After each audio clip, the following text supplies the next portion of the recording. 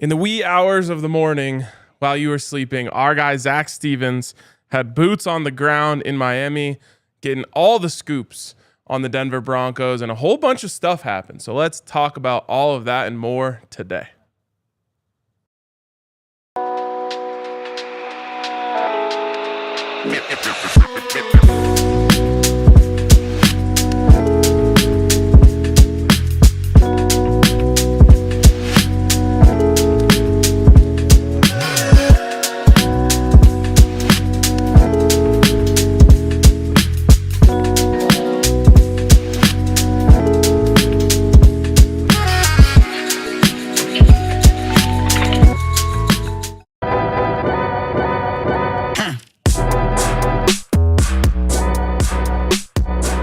Happy Monday, DNVR Broncos Live.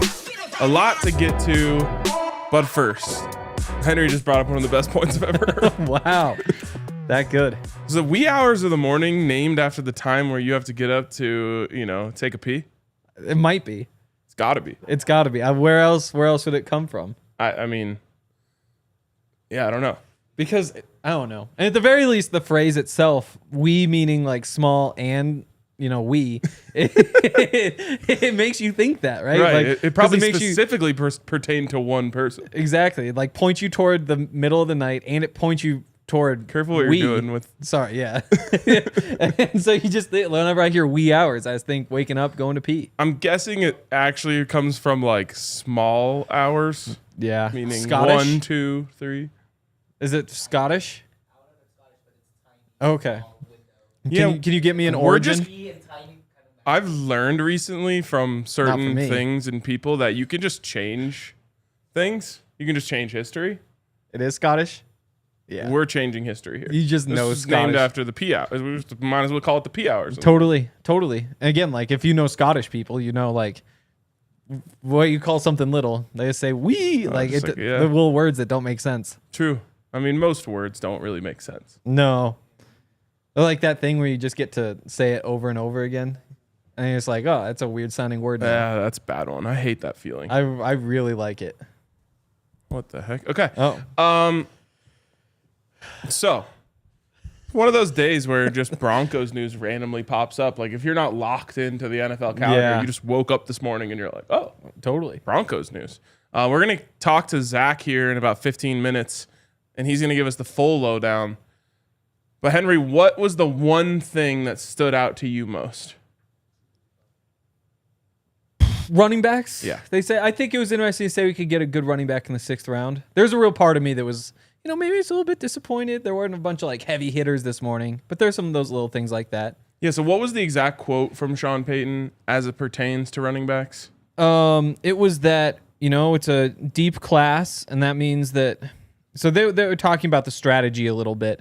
In terms of when it is a deep class, does that mean that you get to approach things a little bit differently? You don't have to like stress about getting one early. And essentially, here we go. Good call. Let me just make sure that I'm. All right. On how much looking for a running back this year compares to looking for a quarterback last year. Yes. I think that's like essentially saying like you needed a quarterback last year. You need need a running back. back. That's a weird way of phrasing it. But he said, quote, I would say you can draw some similarities in that, yet generally it's easy to find that position running back than quarterback. There's just more access to finding the answers to that position, and it's much more challenging at quarterback. And if they did not sign a running back in free agency due to the depth of the position in the NFL draft, I think that factors into it. I also think we felt like it was pretty lean last year pretty lean year in regards to free agency at that position. Just relatively speaking, there is depth in the draft. And then George Paton said, it's a strong class. There are different flavors throughout the draft, which is kind of a fun way to say it. Yeah. And then he says, I think you can get a good back in the 2nd round up and all the way to the 6th round. And as often happens in these things, and these people are told to do this, so that it's not their fault. I feel like the quotes in the transcript got a little watered down because I want to say that Mike Liss, and Zac probably tweeted out this too, but it just hit my timeline. Quote from George Paton, we'll get a running back in this draft. Yes, that's how he finished it. Was that in the in the transcript? So keep going. There's just so many of them. The first and second down power back. You have the change of pace. You have the third down. You have the 3 down. Not as many 3 down backs, but it's a good class. We'll get a back in this draft. Yeah. There you go. Again, like it's the Broncos just shared their draft plans. wow. Again, That's what my headline would have been for this show. Wow, the Broncos shared The their Broncos draft plans. revealed their draft. 6th round plans running this back. morning. Yep. I don't know. We knew though, right? Like we knew they were going to draft a running back. It'd be crazy if they didn't. You always imagine know, if you but go do through you the know? draft. You kind of know. Okay. Because like if we were to show up like the draft finishes on Saturday. We Sunday morning we wake up and it's like, the Broncos still just have Jaleel, Audric, Tyler Bidet, and Blake Watson. Be like that would be shocking, you know? Mm-hmm. It wouldn't be shocking if they drafted a running back. It would not be shocking, but they could have just gone with like the Dallas Cowboys strategy and just anyone who's ever had a good season, no matter their age, bring them in. That's true. They could do that. Maybe Dalvin Cook, come on down. Yeah. I guess they could have said that. Like, we'd like a running back. Nick Chubb's out there. Yeah. We're trying to go get Nick Chubb. Herschel Walker's available. He is. What's up with him? We haven't heard about his comeback for like 5 years now. Well, we don't want to get into what's up with him. Oh, that's right. I remember what's up. There is more up with Herschel. That's right. Great running back. Yeah, no, it's definitely interesting. The way they talked about not needing one in the first round, I thought was interesting. I think what he said, you always think about that, especially in the first round, that there are so many. There's a guy there that you really like, but you think it's a strong class. Maybe you'll get him in the second round, so we'll go with this. I think it comes down to you always want to take the best player on your board. Typically, you win in those scenarios. It's like that is good to know that it isn't just Omari and Hampton or bust. And it should never be. No. That's my biggest feeling, and that's like why I've been pushing back so heavily on the Omari and Hampton draft pick. It's just like, man, is he that much better than the next tier of running backs? Because I don't think he is. In fact, I think he's squarely in the next tier of running backs. And it almost, for me, reaches up to Genty, where it's just like, yes, you could have Genty, but you could also have, let's just say, like the best offensive lineman at a pick in the top 10 and get a really good running back in the second or third round. Now, what I would be weary of is a run on running backs in the first round. I think it could actually happen where it's like everyone's kind of cat and mousing their way, being like, I think we can get him in the second. I think we can get him in the second. And then one domino drops and everyone's like, okay, we just got to get our running back now. Like, he's not going to be there at 50 or whatever. Yeah. And the way that plays out is probably so there are the reports that some teams like Hampton better than Genty, and I'm not sure if we should be buying those at all. But let's just say like the Raiders take Genty at number 6. And then next up you see like the Bears, or maybe it's the Cowboys at 12, take Hampton. You're like, oh, wait, 2 running backs off the board. We're not even halfway through the first round. And then there's a team that likes Quinshon Judkins. It'd probably be maybe the next guy up. So you could see it happening. I would still be a little bit surprised. While we're on running backs, it reminded me last week at Texas's Pro Day, Jaden Blue, your guy, my guy now. I've been kind of like in and out. My guy now, he ran a 4.25, which is ridiculous. Why didn't he do that at the combine? Groin, he says. Did he run? 4.38. Oh, okay. Which at the time you're like, well, wait, the excitement isn't there. But so he runs that, and I go back and watch because he's one of the few guys who actually lined up a lot at receiver, and he was cooking guys. Like just like shifty, breaking in, breaking out, just the wheel routes, or I guess fades from the slot, all sorts of that sort of stuff. He's my new guy. I just want to throw that out there. So like if he's your second round pick. Is he your kind of like Travion Henderson backup plan, or you're putting him right next to him? I think that a lot of the Travion Henderson Joker type stuff is a little bit hypothetical. It's like we see the skill set. There are a couple examples. He did line up in the slot like 11 times or 18 times or something last year. I think he's kind of right there with him for me at the moment. Okay. Just throwing it out there. Such an interesting conversation, and I feel pretty similarly about tight end in the first round. Yep. Now, I really feel uncomfortable with tight end in the first round ever. Yep. But especially in a deep draft at the position, it feels more unnecessary to me. Totally. And especially when Sean Payton doesn't require you to be a multi-dimensional tight end. Totally. And if you felt like you needed a multi-dimensional tight end, like just go get some vet, your Adam Troutman type, and just have him do that for you in the rare scenarios you need to. And then you can get the pass catch specialist in the 4th round. You can. I mean, and that's maybe why they decided to just go get Evan Engram, because it's that easy to just say, we want this guy. We know he can do it. We can plug him right in. A little bit interesting stuff from Sean on how Evan Engram helps the Broncos, talking, as he likes to talk about, with the middle triangle. The triangle being your tight end, your slot receiver, and your running back. So how those guys can kind of like manipulate the middle of the field. Goes on to confirm Evan Engram is a joker, which again we kind of thought, but to hear Sean Payton put the label joker on him, it's official. Right. A practical joker. Practical joke. Practically, yeah, he is practically a joker. That's fun. Let me ask you a question. Okay. Before we get to Zach. Yes. In the event that the Broncos already had Evan Engram last season, and he's under contract for this season, would anyone ever even have considered bringing up tight end in the 1st round for the Broncos? No. If you had Evan Engram, you would not. I'm trying to think, like, what's a comparable team? Like the Bengals, maybe, with Gesicki. I'm not really sure who their backup is, but to have like kind of your mobile tight end who's aging a little bit. I don't think people scream like Bengals need a tight end. Totally. Yeah. So I think the Broncos tight end round 1 thing is, it's just like, well, we put a lot of work into this before they signed Evan Engram. Exactly. So now I actually know a lot about Gunnar Helm. Yep. And I'm not ready to just throw that aside. Exactly. Or, I mean, Helm isn't as good as like Loveland. Yeah. Loveland. I mean, obviously, there is the appeal of you get to add another guy to the system, and Colston Loveland, like, he might not be 21 yet. If he is 21, it's just like in the last month he turned that, and somehow he's like 6'6" and 248, and the frame to put on another 15 pounds and be massive and fast and have the catch radius. So, like, if you wanted to invest and say, we've got a couple years of Evan Engram, and then this guy's going to take over, like, I see the fit, but I certainly wouldn't be saying, like, oh, the Broncos really need to do something at tight end. Conversely, you would. There's no running back to offset that. Yes. But this kind of just like, he didn't even mention the 1st round. No. He said you can get a really good running back from the 2nd round to the 6th round. Totally. All he said was we don't have to take one in the 1st round because there's so many.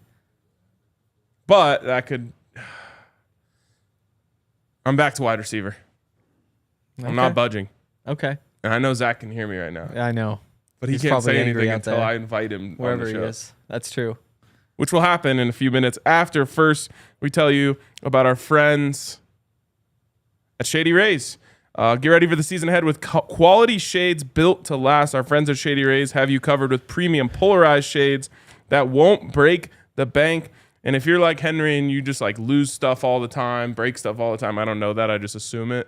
Yeah, people think that. Then you're going to love the fact that Shady Rays will give you your pair right back. Went to the bank this morning.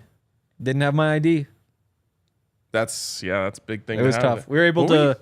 Well, they were like, "Do you know your verbal password?" I was like, "I have no." It can be any word in the world. What would I have thought like 7 years ago? Eventually, we went through like the process, and eventually, I nailed my mom's maiden name. Oh, okay. But I said first, and I was like, I don't know if they're gonna say this doesn't count either. Right. I mean, not having your ID and then like, yeah. There was probably a second there where they thought you might have been robbing the bank.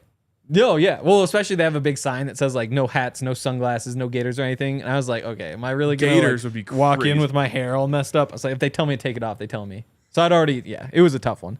Walking into a bank just wearing a gaiter on a under normal circumstances is an insane. Might as well have a big gun with you too. Anyways, things that won't break the bank.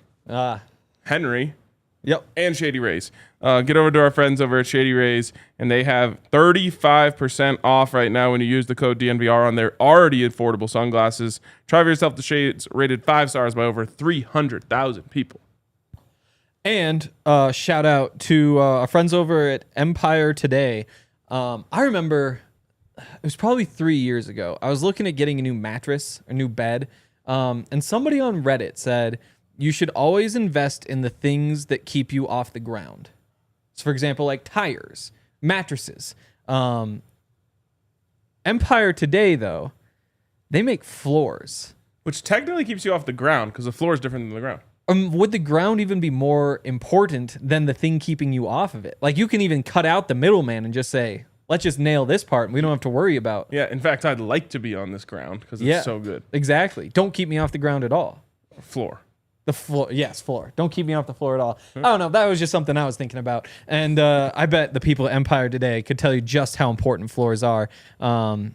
Floors, they make the best ones, whether you're looking for like the wood or like the fake wood that looks like wood, the carpet, all sorts of different floors. They've got the best ones, and they can actually help you out in picking out the right ones for you.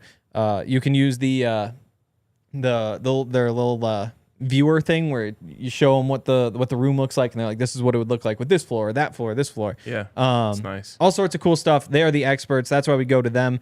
It's not like the big box stores who do everything. They only do floors. You can schedule a free in-home estimate today because some things are just better at home. DNVR listeners can receive a $350 discount when using promo code DNVR. Yes, you heard that right. A $350 discount with code DNVR. Restrictions apply. Visit EmpireToday/DNVR for full details. I like how Jose chimes in here and says, it was not someone on Reddit, Henry. I told you that. Mattress, work shoes, work chair, car tires. Shoes. Shoes keep you off the ground. Yeah. Yeah. Chairs keep you off the ground. It's true. I don't know. I've been thinking about that a lot for a few years. If anyone has any good recommendations for comfortable chairs for like watching TV at home that are good for your back. A recliner. My parents got recliners on like their anniversary or something a few years ago. And I was like, wow, that's kind of an old person thing to do. I go home and I sit on them. Incredible. Yeah. Incredible. Lexi wouldn't let me get a recliner for our house though. Yeah. My thing is like my sports watching on the weekends has kind of been like ruined because I can't sit on my couch for as long as I used to. So then I'm like, I need to like get up and move. I can't even imagine. That would be devastating. Yeah. I'm very sorry. Yeah. Anyways, Anyways, I hope it doesn't happen to me. Let's bring on our guy on the ground in Miami. Whoa. What are you saying, Zach? Is that a little birdie is telling Zach something right now? Oh. What's up, Z? I've had many birdies in my ear today, fellas. How's it going, guys? Does that include us? We're talking into your ear. Yeah, we can hear you. We're on a little delay, so we might just have to pivot to letting you talk for a while here, which is all good with us and the listeners. But fill us in, man. How's the day been going? Day has been great. My day actually started last night. Woke up from a nap at 5 p.m., then made my way here, took a red eye, got here, talked to Sean Payton at 5:45 Denver time, talked to George Paton shortly after that, talked to Greg Penner, and we've got stadium updates. We've got running back updates. We have so many updates to get to, fellas. And let's start with my biggest takeaway of the day, and that is the Broncos are drafting a running back.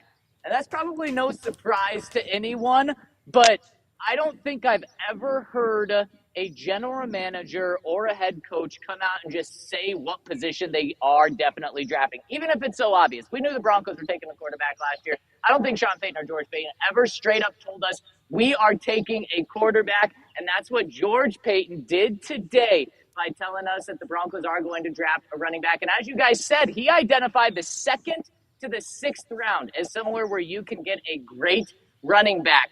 That could be smokescreen season right there by not including the 1st round. So that's just something to keep an eye out on. But this could also mean the Broncos are drafting multiple running backs. And one of the things on top of that we really learned today was why the Broncos didn't sign a free agent running back. They had 4 big holes going into the offseason. That was safety, inside linebacker, tight end, and running back. They got 3 of them because those were all good, deep positions there. But they did not get a running back. Sean Payton called it a, quote, thin class, which is just 100% true. But I love that they didn't feel like they just had to sign one. Now, they still might sign one. They signed Josh Reynolds, I believe, a couple of days from now last year. So they could still bring in a veteran running back right now. But it's very clear what their goal is, and that is to get one of the top running backs in the draft. Not necessarily in the first round. But that is probably the biggest takeaway here, because then Sean Payton and George Paton both called this running back class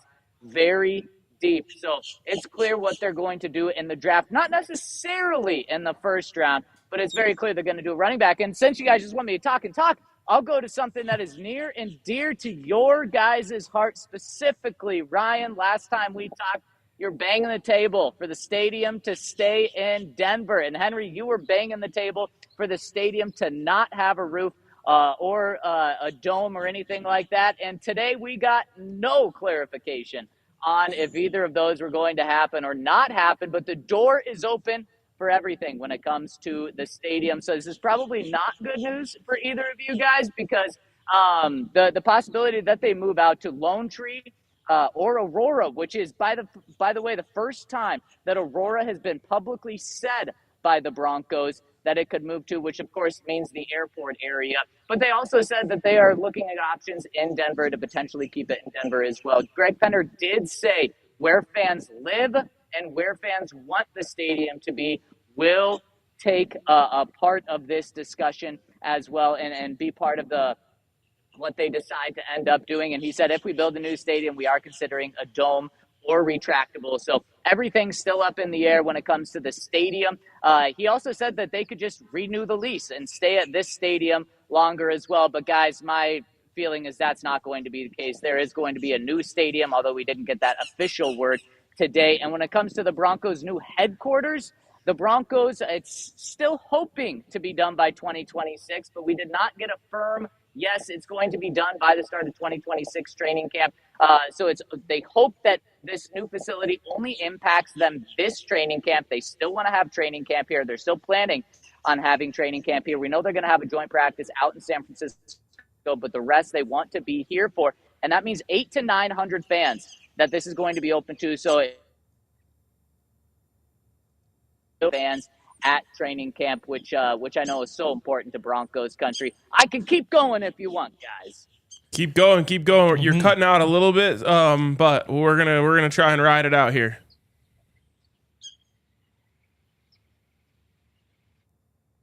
You want?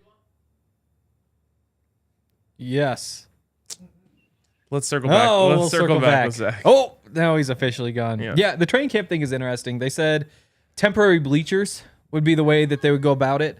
800 to 900 fans. So typically like a big training camp day, like 5, sometimes you cross like 5,000.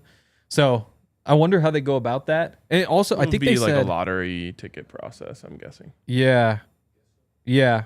We'll have a number of practices that are open to fans. Oh, Zach is back. Zach's back. Keep going, Zach. I just turned off Wi-Fi, so maybe that's better. I hope so. Send it. Fixing to find out. Just keep going. All right, so this is the first time we talked to any of the Broncos since they signed their free agents, and all three, George Paton, Greg Penner, and Sean Payton, were thrilled with the way free agency turned out, although George was the only one that dropped a little bit of honesty in there. He said, these are all guys we really wanted, but we didn't get everyone we wanted. So there was some honesty there, but they are thrilled with the way free agency turned out by getting Evan Engram, by getting Talanoa, Hufanga, and by getting Dre Greenlaw. And specifically those defensive guys, they said it was just more of a coincidence that they were both former 49ers, but what was not a coincidence was the toughness that they bring. And guys, I know we've mentioned it on the show, but one thing we're going to hear from Sean Payton, it might be his new Joker term that you guys at least get annoyed with, is first responders. And when he says first responders, he means guys that are on the defensive side of the ball that are going to be the first one making plays, getting tackles, not afraid to hit someone right away. And that is how he feels about Dre Greenlaw. That is how he feels about Talanoa, Hufanga. And that might not be the way he felt about Broncos former safeties that they've had. And so just the toughness, the mentality, the aggressiveness that brings to the defense is a big reason why they wanted these guys. And then so you rightfully asked the question, and we asked it, we talked about it. Okay, so what about the injuries? We talked about it in a way of, man, the Broncos got these guys on a discount because Dre Greenlaw and Talanoa Hufanga would have been upwards of $20 million per year. Evan Engram might not even be cut by the Jags if he didn't get injured and miss 8 games last season. But the Broncos actually spun it the other way. They said, we're not worried about the injuries. There's a risk, an injury risk by signing everyone. They passed our physicals. They're all going to be 100% ready to go once OTAs start at late April. And they said these guys wouldn't have been available if they didn't get hurt. That was Sean Payton's spin on it, which I do like, and I agree with. I mean, I don't think the 49ers are letting either of those two guys walk if they are fully healthy and guys that just don't have injury concerns. So I like that. The Broncos are clearly taking a gamble on them like we've talked about. And the thing that you need to remember about what they bring is just that different notch with this team. And we've talked about how that Super Bowl 50 defense, they had guys like Malik Jackson and Aqib Talib who weren't afraid to go out there and just do something. Even if it was going to cost them a 15-yard penalty, it was going to get the defense going, send a message to the other team. I'm not saying the Broncos signed up for 15-yard penalties every game with Greenlaw and Hufanga, but they did sign up for a different tone that they brought. And clearly, along with the tape, that was something that really stood out to Broncos leadership. What did they say about DJ Jones? Well, they love DJ Jones. George Payton said good. he's the one of the best nose tackles in the NFL. Of course, the run stuffing rate. And of course, they didn't want to disrupt what the defense had going last year. They just wanted to add to it, not take away from it. And when it came to DJ Jones, there was also the emphasis on the middle of the field. So you got DJ Jones. Then what's the other move the Broncos made? They signed Greenlaw, who's right behind him. Then the next move they made is they signed Talanoa Hufanga right behind him to shore up the inside of that defense, the inside of that field. And then on the opposite end, it's kind of exactly the same thing with Evan Engram. Sean Payton talked about it today. It's the triangle. And this is another one that you guys might get annoyed with. Sean's going to keep talking about this triangle that the Broncos are trying to build, and that's between the running back, the tight end, and the quarterback, specifically in the middle of the field, to have someone to execute the middle of the field, and that's what Evan Engram is going to be. And coming away from this conversation with Sean Payton today and George Paton, but specifically Sean, guys, I just feel more confident that Evan Engram could lead this team in catches, yards, and touchdowns just because of how he is going to unlock a whole new area for this Broncos offense. Sean Payton likes to work the middle of the field. He was not able to do that with Russell Wilson last year. He was able to do it a little bit more with Bo Nix last year, but the Broncos they didn't have a weapon. They didn't have a slot receiver. They didn't have a tight end. They didn't have a running back out of the backfield. And so now they do have that with Evan Engram, and he is going to be used time and time again. And I asked Sean Payton if he is his Joker, and man, he leaned into it. He is all about Evan Engram being the Joker. But George Paton said, "Okay, are you done finding, or are you done searching for a Joker?" And he said, "You're never always done searching for a Joker." So maybe that does mean Broncos go in the top couple rounds and get another tight end or running back to fill that Joker role again. Zach, do you remember leaving this event last year and what you thought the Broncos were going to do in the draft? I thought that they were definitely going to take a running back or a quarterback and potentially trade up. And at that point, it was all J.J. McCarthy because of the smoke screens put out there. Now you try to read between the smoke screens, read between the lines, and that's why maybe George Paton tried to throw people off by saying the Broncos, they could find a great running back in the 2nd to 6th round, but maybe intentionally leaving off the 1st round here. There were definitely a lot more smoke screens last year and specific players' names being thrown out. One of the things that was thrown out today, whether it was a smoke screen or not, but could have been like that J.J. McCarthy piece from last year. As Sean Payton said, there's a lot of interior defensive line depth here. Smoke screen or slip? Last year, Sean didn't let anything slip. It was all smoke screens. So last year, I did think the Broncos were going to try to trade up to get J.J. McCarthy, and obviously that was very intentional. So my question is now, as you're leaving here, what would you predict? What would you call right now if you had to call it?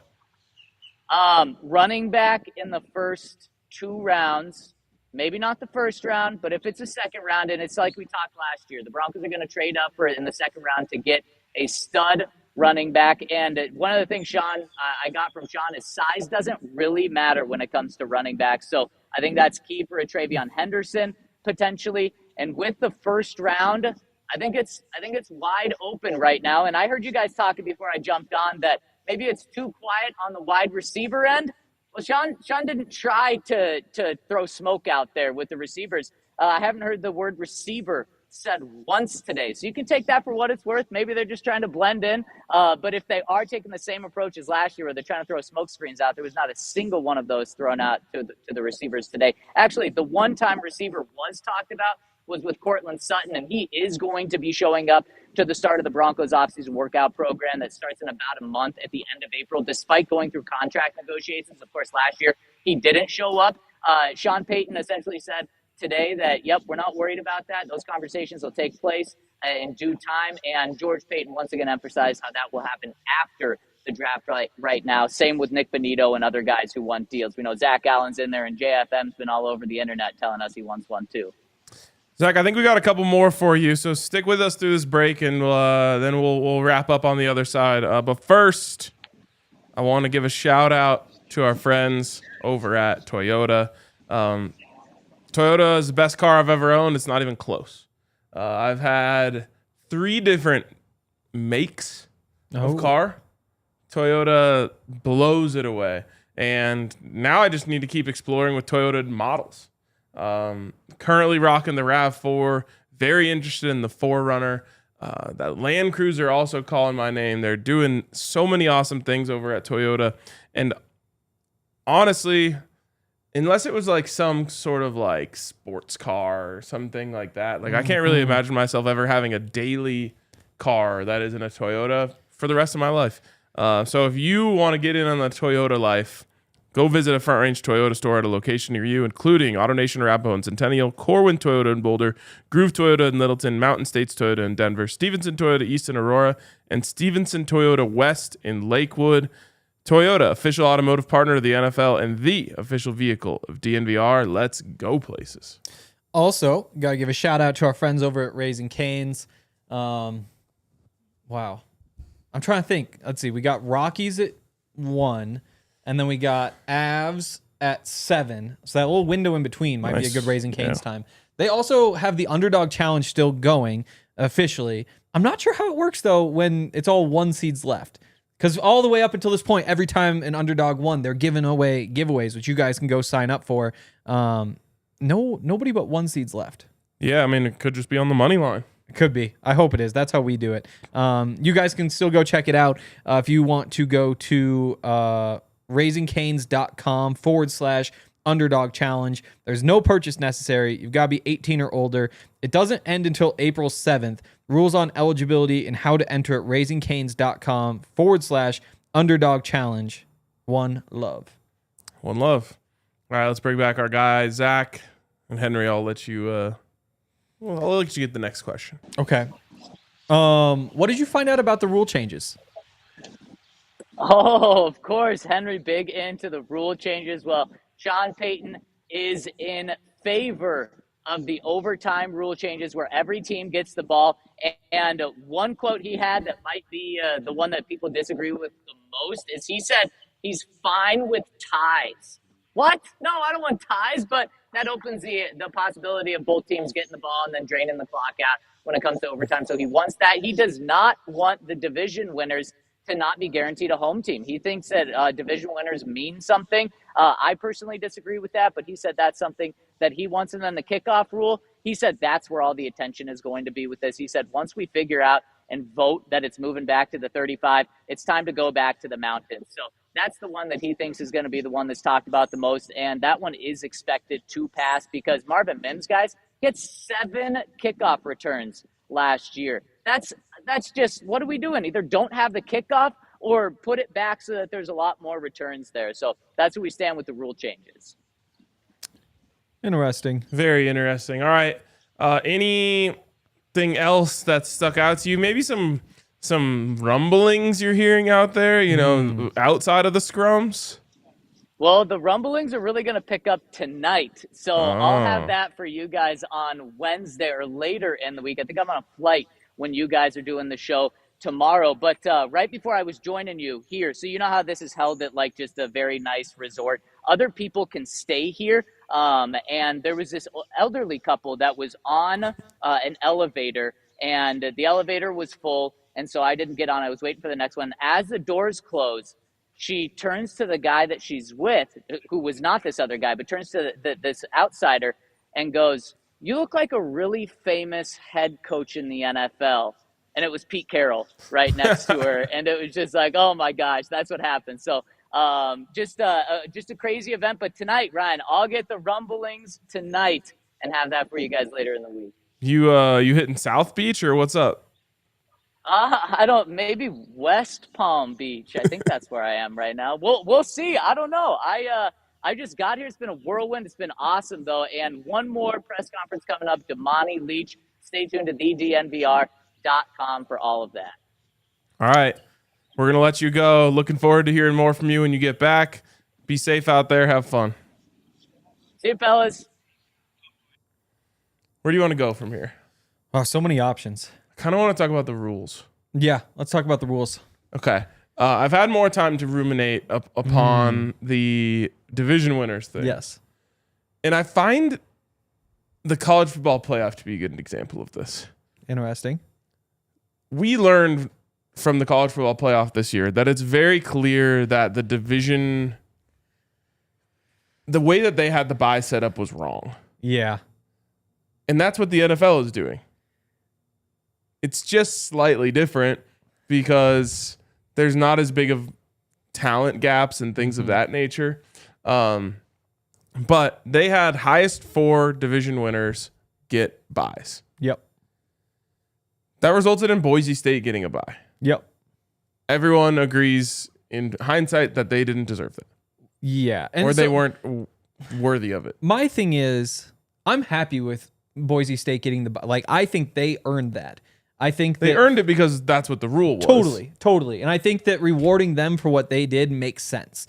But the reason I would change it is because it really just messes up the entire bracket. Because then all of a sudden the 5 seed winds up with the easier path than like the teams that won their own conferences. Because if you're the 3 seed, for example, then you have to play the 6, which is basically the same as the 5. But that's why I don't like it. I like the idea of rewarding Boise State, but it does just throw a kink in everything that doesn't really add up. We don't have to get too far into college football, but the reason I brought it up is because sometimes you see a more extreme example of something and it shows you like, oh, yeah, that was wrong. And I think that this rule proposal makes sense. By winning your division, you absolutely 100% deserve to be guaranteed to be in the playoffs.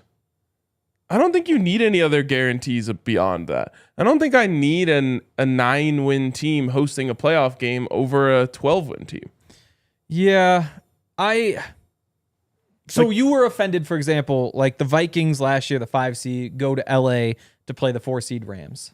You don't like that. What was the record difference? The Vikings they win 14? Were they 14-3? Yeah. And the Rams 13. Rams were 10-7. Yeah, that's wrong. I don't think it is wrong though.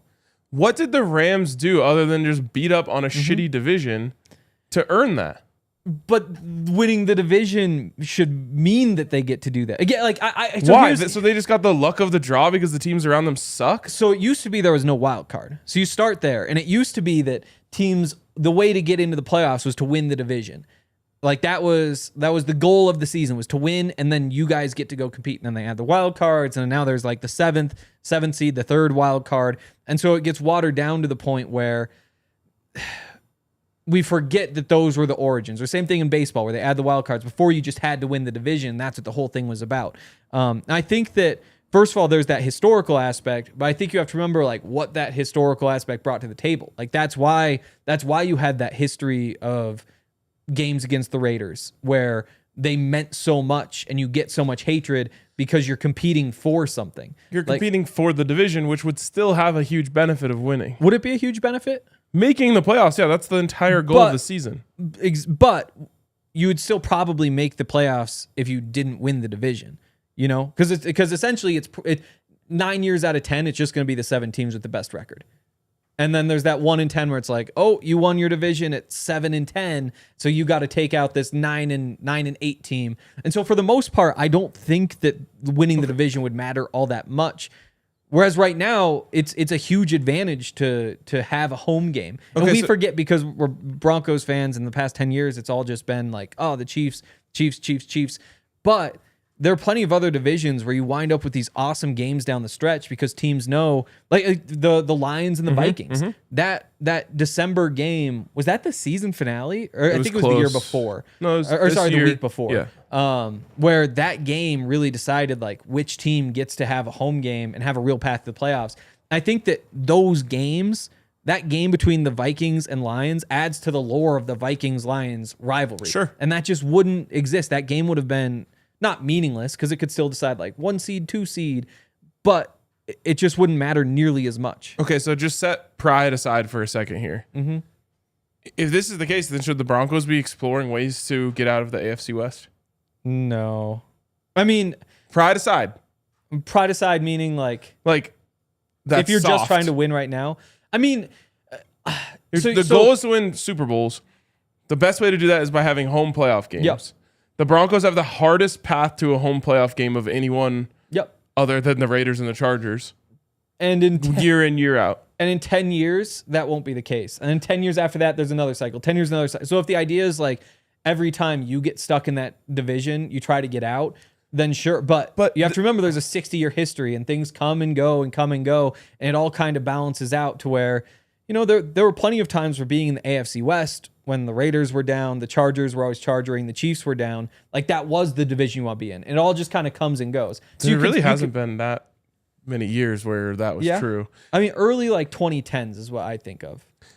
The point being, Phillip Rivers, and obviously the Broncos shouldn't be doing that. But the point being is the Broncos are being, in this case, punished for the division they're in, where other teams are getting rewarded for the division they're in. And it's something that the teams have no control over. Yep. And so to me, it should just be the best teams get rewarded the best.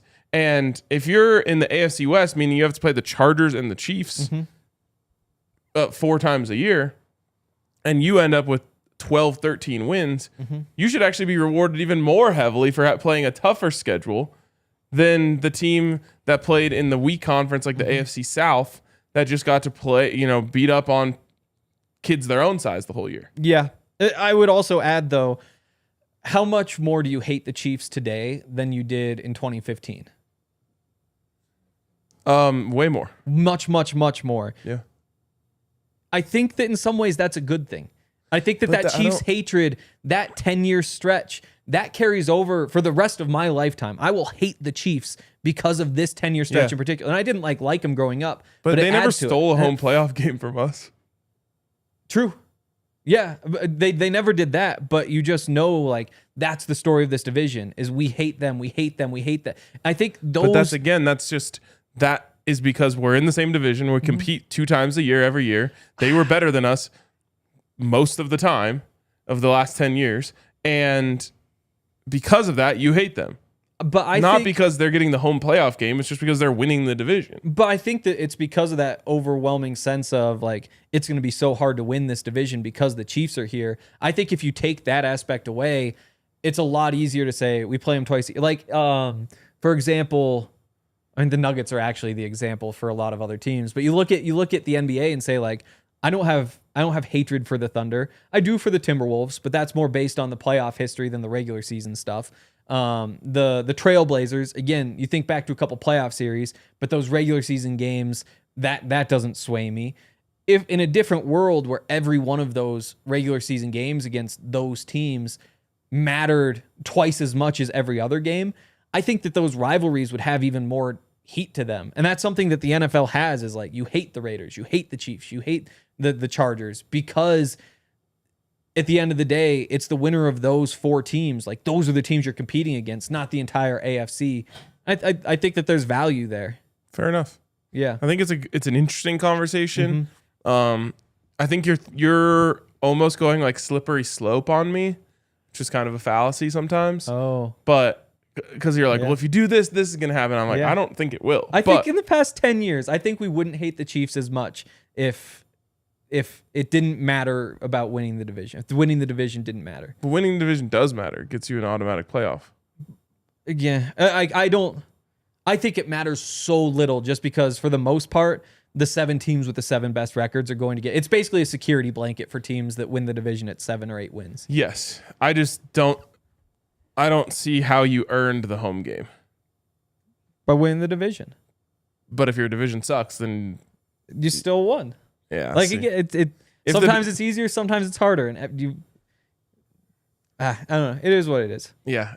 I don't know. I do think it's interesting that Sean said he wants to keep it this way. Yeah, I mean, it's kind of a badass thing for him to say. Yeah, it's considering he's one of the 3 coaches that are potentially being hurt the most by the current rules. Totally. But it's, again, I think just big picture, making these games mean as much as possible.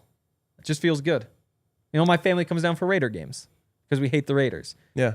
I think you just hate them a little bit less if you didn't have those stakes. Okay. Hadn't had those stakes. Now, if you tell me that this move happens and then you stop playing teams in the division 2 times a year, now I'm starting to dislike it. Okay. And some people think that, like, I think was it Vic Fangio? Someone said in the comments the Vic Fangio scheduling method. Oh. I think he wants to like play everyone in your conference or whatever, or something like that. And then you just never play the NFC. See, then that's because he's an old man who's and used a baseball to baseball. Guy. Yeah, exactly. Exactly. I don't know. The more you make the divisions matter, the more you like it. What were the other rule changes? Oh, moving the kickoff from the touchback on the kickoff from the 30 to 35. So this is something Sean has talked about a lot. Going all the way back to last training camp, saying like, yeah, we'll see if this is actually enough. I think long run, you probably have to increase the benefit or I guess the penalty for kicking the ball into the end zone if you actually want teams to return it. And so Marvin has the 7 returns. Traymon Smith had 6 returns. I think that's kind of a sneaky storyline to this offseason is who's your second returner, because on kickoffs other teams get to pick who's returning. You know, you have left and right, and with the shorter kicks you don't have time to get your guy the ball. But the point is, do you think it's worth it to try to get them to kick the ball off more? Yeah, I do, but I think eventually after a team gives up a touchdown or 2, they're just going to say fine, 35. Yeah, go ahead. Yeah, and I think you get 13 returns last year. So it winds up being a little bit less than 1 a game. I think 30 to 35 is enough to get it up to like 1.5 a game, or maybe even 2 a game. I hope so. I really do. I mean, I just know that teams, especially with good defenses, are just going to be like, well, I still don't want to take that risk. Yep. Like I remember this happened with the Buffs last year. They couldn't kick it out of the end zone, and they were trying all these different things, pooch kicks, and I was just like, just kick it out of bounds. Like, I'm fine with giving them the ball in the 35 rather than taking this risk of them returning it for a touchdown. Totally. It makes Marvin Mims more of a weapon. Yeah. If teams are scared of him. On all kickoff plays, oh no, this is the year before. Oh, this was the preseason. The average start was the 28.8. So in theory, you were slightly better off. Oh, the 29.7. There's the regular season number. So you're slightly better off kicking it off and letting him return than kicking the touchback. If you make it significantly better off letting him return, I bet that's enough to make it work. Do you think that this has a residual effect on touchdown records? Whoa. Like on returns? No. Okay. On just regular offense. I mean, offenses are going to be starting 15 yards further than when we were kids. Yeah. So...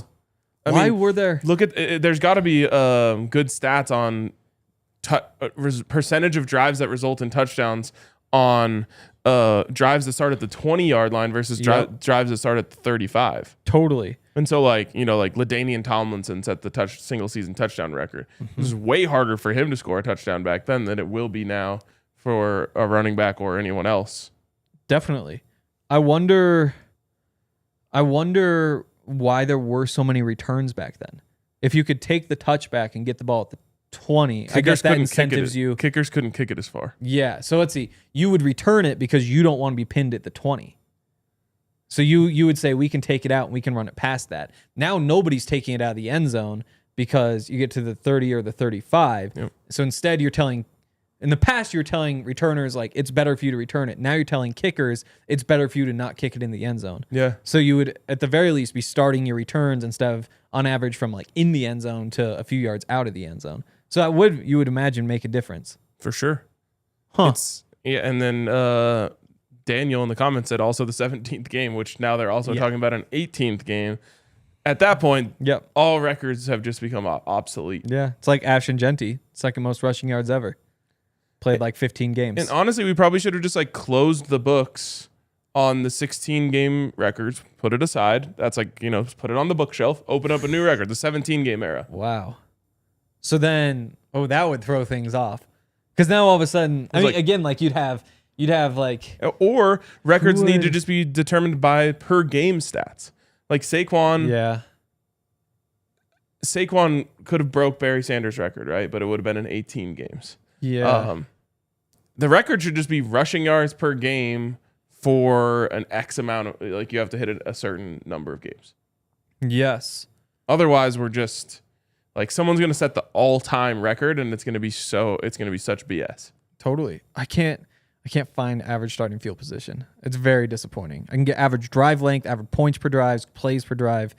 Oh, we'll figure it out for tomorrow. But yeah, I there's something there. I think whenever I look, you just go back and there's like a little asterisk in your head. Yeah.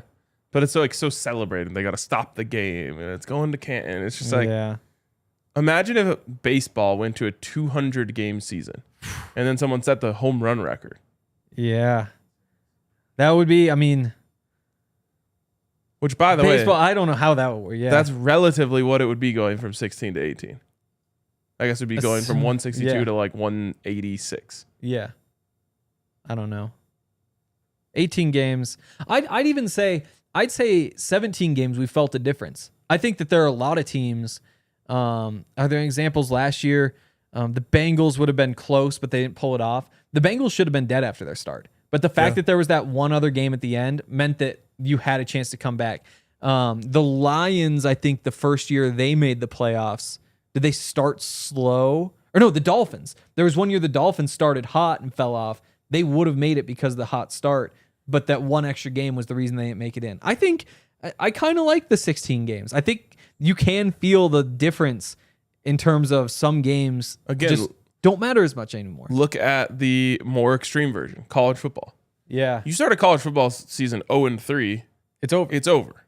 Yeah. It's like, it's over. Mm-hmm. The one thing is you have conference play starting. Yep. So you could technically win your conference and then do whatever. But I think you're right. I also kind of like the other version of it, though. Like, there's something I've always been jealous about watching Nuggets post-game shows where it's like every game isn't the beginning or end of the world. Yeah.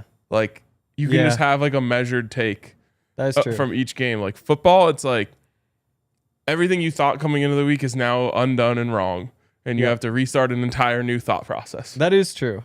There's pros and cons, but even college football, it's as much as I thought like, it's kind of dumb that half of the country is just out of it by the middle of September.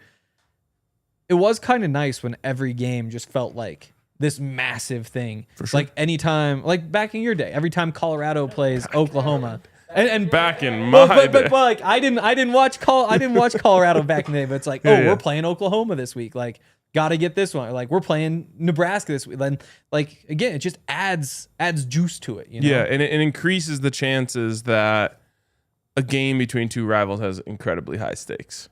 Exactly. Like, especially with like Oklahoma and Texas, like they don't play last week of the year. They usually play much earlier. And it's like, you're kind of going to learn which way each team's season is going based off of this game. One of these teams needs to be perfect the rest of the way to make it, and the other does. And now, with 12 teams, again, there's pros and cons. The playoff could be fun. It wasn't the most fun last year just because there were so many blowouts, but you get the Texas-Arizona State game out of it. There were a couple examples. I don't know. It's tough. And I think, again, going back, the difference between 16 games and 17 games, there might be, I think you could feel it. And I think allowing a seventh team into the playoffs on each side, that's where you really feel a difference. Yes. Because there are a lot of teams, like those 7 seeds have not fared well. And unfortunately, the Broncos were one of them. But when you put them up against the number 2 seed, it is one more game, and it's, there are a couple more teams alive at the end of the year. But maybe some of those teams should be dead at the end of the year, and it makes some of those other games feel more fun. And I don't know. What's crazy is percentage-wise, the NFL is still incredibly low on the percentage of the league that gets into the playoffs compared to the other major sports leagues. True. Like basketball, everybody is putting 20 out of 30 teams into the playoffs. But they also have series.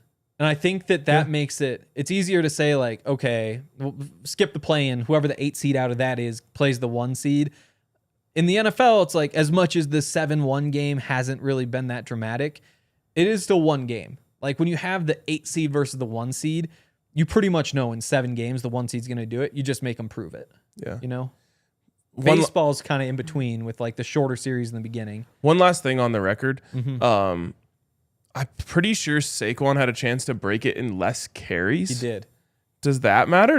Is it really yards per carry, not yards per game that we should be looking at? Wow. Jamal Charles still has that record, right? Yards per carry for a season? Yeah, but obviously there would be like a threat. I don't know. It's interesting because he kind of had the luxury of having more games and having less carries per game, which makes it easier. It is tough. I don't know. It's just you gotta. Maybe we're too focused on the records. Maybe it comes down to like, Jerry Rice, the numbers are cool and like they back up that he's really good. But maybe there's more of it that just should be like, Jerry Rice is the best ever. We all just know it. We absolutely are too hung up on numbers and records, and it's because we're just a simple-minded species. And that's why I've always said football is the most popular sport, because every play is quantifiable.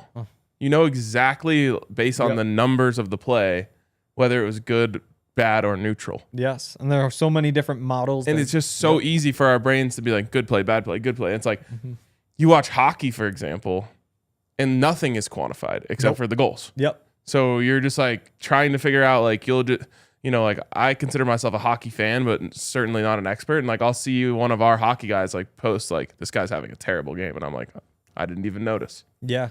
No, I totally agree. Or like they have those charts afterward. It's like the QXX or whatever. You're like, oh, Ryan Lindgren was awful. I thought he had a pretty good game. Yeah, exactly. But yeah, it is tough. So I don't know. But that's what I think. Is that good or bad though? Because like in baseball, I feel like that's some of the fun is like it is so easily quantifiable. It's like pitcher versus batter. And then does the defense F it all up? And it's like the pitcher, strikeout, good. Or batter, hit. And you have like the exact percentage. Yeah. I don't know. But also I feel like that kind of turns some people off.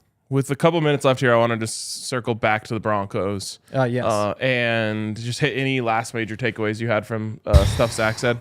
I thought, again, the defensive line stuff is interesting. Wanted to bring DJ back. Like our strengths, they said, were in the trenches, offense and defense. And so why would you change something that's working when you can just keep it going and then build on it? Sure. It's a good philosophy. Yeah, absolutely. Yeah. All sorts of different stuff on the comparisons to Saints head coach Kellen Moore. Not going to read all that. Thanks. Yeah, no, but it's just like there's a lot of because eventually you get like the other guys from the other teams kind of swooping in and asking things. As for the stadium, to me, what we learned there was there's not going to be any dominoes to fall anytime soon, which Zac, when we were having the conversation last week, kind of said like, hey, they announced the uniforms at this last year, so this could be a time when things get announced. It doesn't feel like we're all that close. And I have to say, I'm not going to open up the can of worms because it upset a lot of people who don't live in Denver. My experience at the Broncos game last year at the stadium was the best it's ever been. Yeah. Like the stadium right now is in incredible condition. And the new Jumbotron is a total enhancer of the experience. Yep. There really doesn't need to be any rush on this. I agree. I love the Broncos Stadium. Again, sometimes I get torn between like, wait, is this just nostalgia kicking in, or is it really like as good as I think? Or also, I've also been to a game at the Raiders Stadium, and that's it. So it's not like I have a lot of well-rounded perspective. But I totally agree, and I think that stadium, like the sunset, like the night games, the way those lights at the top just like hit, it really is a great stadium. It's a great stadium. Like, I really don't think that it needs any changes. And maybe you go to another and say like, oh, these guys have chargers in the seats and you can charge your phone. I've never had the issue of my phone dying at the game, mostly because I'm just watching the game anyway. I have but you? There's other, we have mobile chargers. Exactly. Or like, and that's honestly something they could probably just add if they really wanted to. But I totally agree. And I think there are a couple like game day things that I would change, but there's a lot of it that's really good. And it's historic. Like they've been having the parachuters come in for decades, and it's awesome. Yeah. Like those guys fly in, it gets everybody all hyped up, and they play like the AC/DC song, and they have all this underlying tradition that they've stuck to for so long. Tossing all that out the window to build a new stadium that's inside and all that, like there's a chance that game days just aren't. You lose kind of that feeling. We're about to head into overtime, so if you want to continue the conversation and you are watching on your television, just head over to the DNVR.com where you can see the rest. Once again, this is a very weird, a lot of college to pro comparisons here, but I've seen the extreme. My feelings towards Folsom Field are almost entirely nostalgia based. Yes. The view obviously is unmatched, and so that's doing a lot of the heavy lifting there. But I came away from when I went to the Broncos Browns game.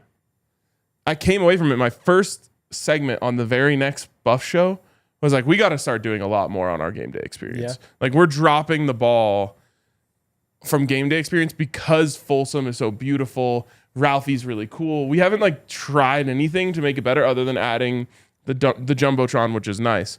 So I was like, what I just experienced from the Broncos under the Walton Penner ownership group was like investment in fan experience. And the stadium was perfect. The concession, they've put a ton of like technology into the concession stands and all that. Yep. At no point was I like, this is an old, outdated stadium that needs updating for X, Y, or Z. Folsom certainly could use some updating, certainly could use some investment in the game day experience. But yeah, I mean, there's really no rush. Maybe there's a rush to announce it because it's going to take so long to build it. But there is zero part of me that's like the Broncos need to get this fixed. Yeah. No, I totally agree. I think the stadium is great. I also imagine not having night games anymore.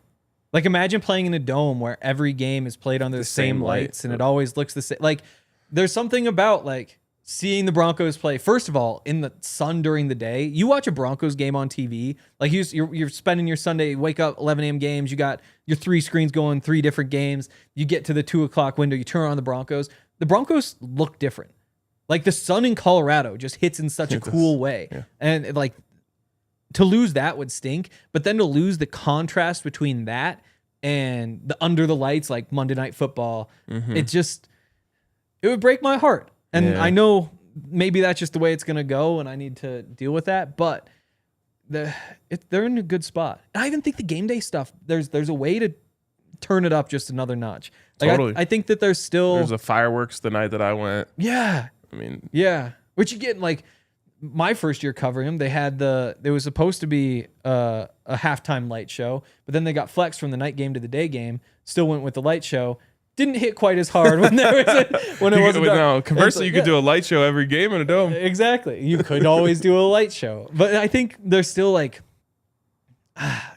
lot of it does feel just maybe a little bit corporate at the moment. There's a lot of here's the Ford, watch these guys get dressed and run a race in the end zone. Or and some of that will never leave, but I do think that there is one more level they can kick it up just to raise the intensity a bit. Because you look at the Steelers play that song the third, fourth quarter. I forget what it's called. Yeah. Sticks song. Yeah. Yeah. And it's just electric.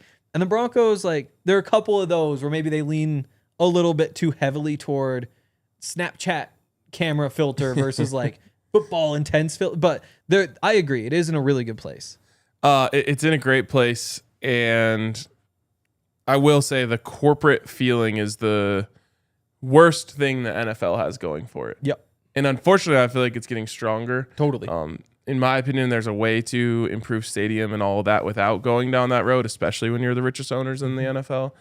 But again, not gonna fully divulge into that road. Yes. This is good. It's a beautiful thing to have Broncos news in late March like this. We'll be back tomorrow. Hopefully some. Oh, all right. Let's hit these 2 super chats really quick.